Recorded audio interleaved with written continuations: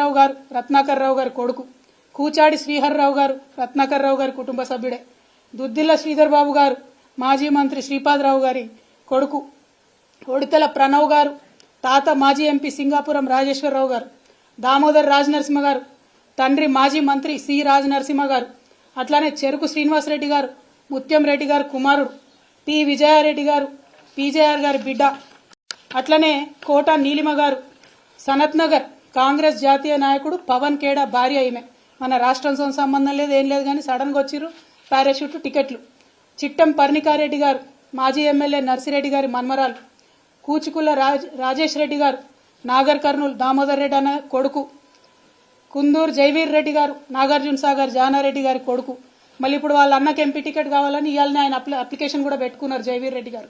కొండా సురేఖమ్మ గారు మాజీ ఎమ్మెల్సీ కొండా మురళి భార్య, మల్లు బట్టి విక్రమార్క, అదేవిధంగా వాళ్ళ సోదరులు మల్లు అనంతరాములు గారు మల్లు రవి గారు వారి తండ్రి గారు, వారు మొత్తం కుటుంబ నేపథ్యమే.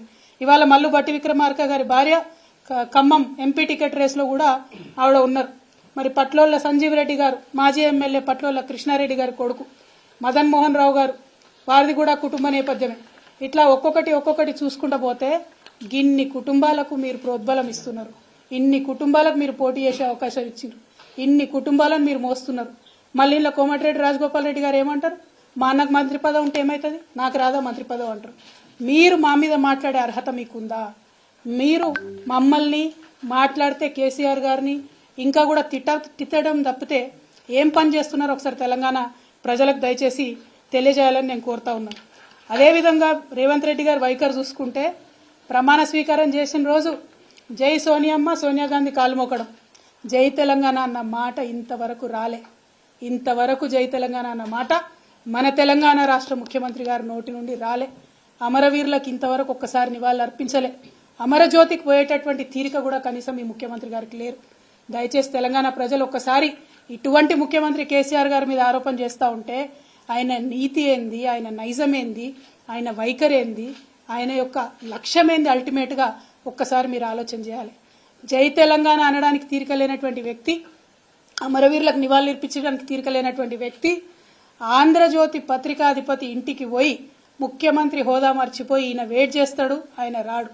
మీరు తాకట్టు పెడుతున్నది తెలంగాణ ప్రజల యొక్క గౌరవం. మీరు ముఖ్యమంత్రి హోదాలో ఒక పత్రికాధిపతి ఇంటికి పోతే కనీసం మర్యాదగా ఒకరు వచ్చి మిమ్మల్ని రిసీవ్ చేసుకోవాలి.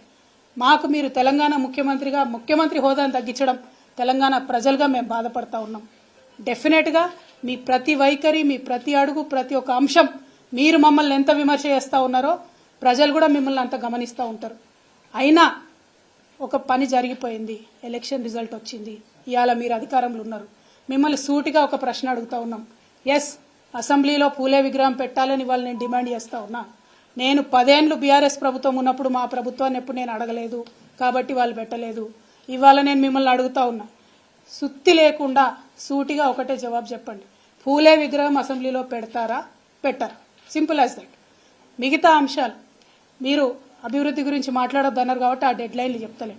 కానీ కొన్ని రాజకీయపరమైనటువంటి అంశాలు, బీసీ డిక్లరేషన్ వచ్చి మీరు మా కామారెడ్డిలో చేసినారు.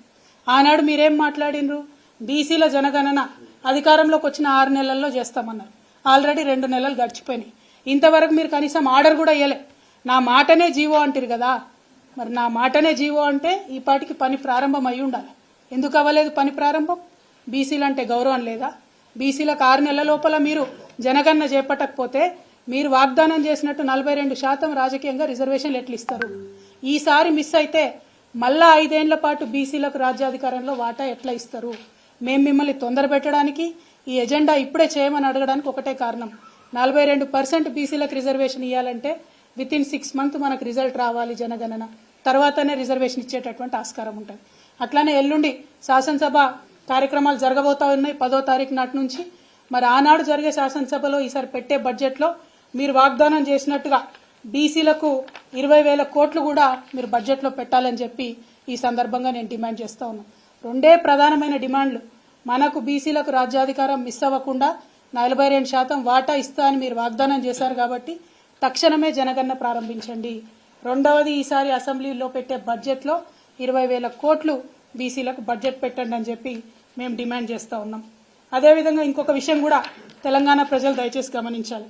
నిన్న మొన్న కేంద్ర ప్రభుత్వం బడ్జెట్ పెట్టింది 1వ తారీఖు నాడు.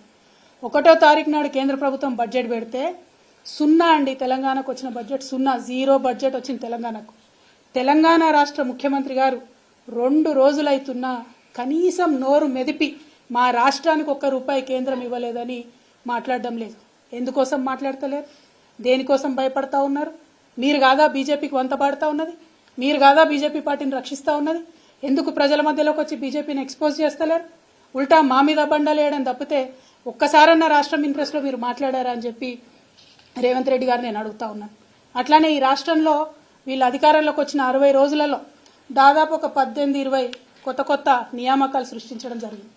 ఆ నియామకాలన్నింటిలో ఎస్సీల వాటా ఎంత, బీసీల వాటా ఎంత ఒక్కసారి ప్రజలకు మీరు చెప్పవలసిందిగా నేను కోరుతా ఉన్నాను. అంటే మీ యొక్క పరిపాలనలో 60 రోజులు జరిగిన ఈ పాలనలో సామాజిక దృక్కోణం అనేటటువంటిది మాకు కనబడతలేదు. తెలంగాణ అంటేనే సబ్బండ వర్ణాలకు సంబంధించినటువంటి జాతి మన తెలంగాణ జాతి. అందుకే